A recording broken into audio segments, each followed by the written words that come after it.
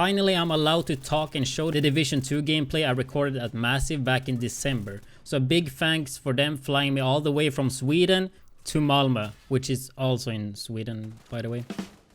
I'm gonna start off talking about the Dark Zone since I think that's what most of you guys are excited to see the most. But don't worry though, in the upcoming days there will be a lot of videos about Division 2 on my channel, so make sure you subscribe and put notifications on so you don't miss any of them. There should also be another video up right now on my channel which is just pure Dark Zone gameplay, so make sure to watch that one after this one if you want to get a better look at it. It's just pure gameplay. It started a little bit slow but it gets more and more tense the further in.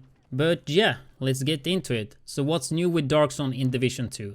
First of all, we have not one Dark Zone, not two, we have 3 different Dark Zones. I played 2 of those, so that's what you will see. So stepping our first foot out from the Dark Zone checkpoint, you will see something new. Try not to laugh now as I did when I saw them for the first time. But yes, we have checkpoint turrets now. Watch out for the turrets. I want to see how much they do though. Immediate medical assistance needed. Okay, that's a pretty strong turret. And they are insanely strong. They almost one-shot you, and on top of that, it's not normal turrets, it's actually shock turrets. So they shock you as well on a super long range, and they only work against rogues. I'm personally not a big fan of this, and still to me there's no checkpoint or save from camping that exists in Division 1. You always have a choice to spawn somewhere else and just walk away, or just fight them coming from another direction when you spawn at the second location, right? But anyway, seeing that a lot of people think it's a problem in Division 1, I'm fine with it being in there, as long as they can fine-tune the turrets a bit. But yeah, the range is just too long. It should cover the checkpoint so people can't camp it, but it shouldn't shoot you miles away, right? And yeah, with the checkpointers, I just hope we don't get a new meta with the normal agents just rushing to the checkpoint as soon as they see another player, even though the player is not rogue, right? And then just hide behind the turret and never move away. But hopefully that will turn out well, right? So talking about rogues, so after you manually toggle rogue, you now become a white rogue, also known as a neutral rogue, right? You can also reach white rogue by stealing loot from other players, stealing Dark Zone chests or supply drops, or hacking a Manan station, and doing other similar activities that do not involve killing another agent. If you do kill an agent, you instantly go red rogue. So talking about stealing other people's loot in Dark Zone, if somebody dies, they will drop their loot just like normal. But there's now 2 options. You can either steal it or you can protect it. Also worth mentioning, when I played I noticed that much more loot in Dark Zone was not contaminated, which means that you don't have to extract as much as you used to before. A lot of the loot is actually gonna be right in your backpack and be safe, right? Then there's Dark Zone chests and supply drops, just like in Division 1. But this time you can actually open Dark Zone chests without having a key. But if you do that, you will toggle white rogue. But if you don't want to toggle rogue, you can still use a key just as in Division 1, right? And then you don't get flagged as a rogue. So white rogue have a percentage bar, which you can see in the top left. You can increase it to 100% by doing, yeah, the earlier activities as I just mentioned. Just make sure you don't kill anyone, because yeah, then you go red rogue. When you manage to reach 100%, your timer will be gone, just like Manan status in Division 1 right now, and you can now enter a completely new place called Thieves Den. So basically a rogue den. You can only access this place as a white rogue, not when you're red or Manan. When you enter the rogue den, your rogue status gets resetted to a normal agent.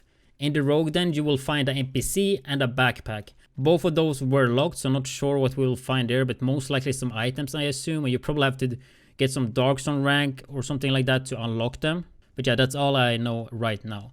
Then there's also this special stash box right here. But I want you to grab your seat for this one, because this is a very special stash box, which contains, wait for it, shock bullets. Yes, that's right. What me and Kaio used to joke about back in the early days finally made it into the game, right?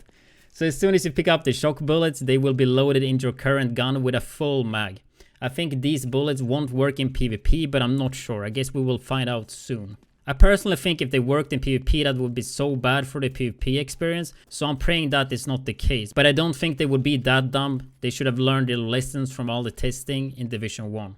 I don't think anyone really missed the old fire bullets, and adding shock bullets, that would be just way worse. But yeah, that's basically the rogue den right now, all we know about it. So moving on to the red rogue.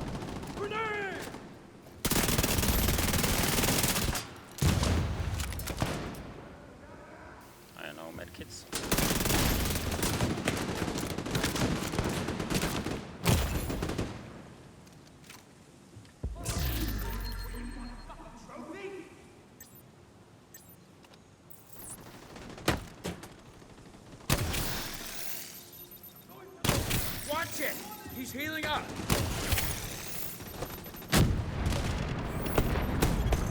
Immediate medical assistance needed. Agent incapacitated.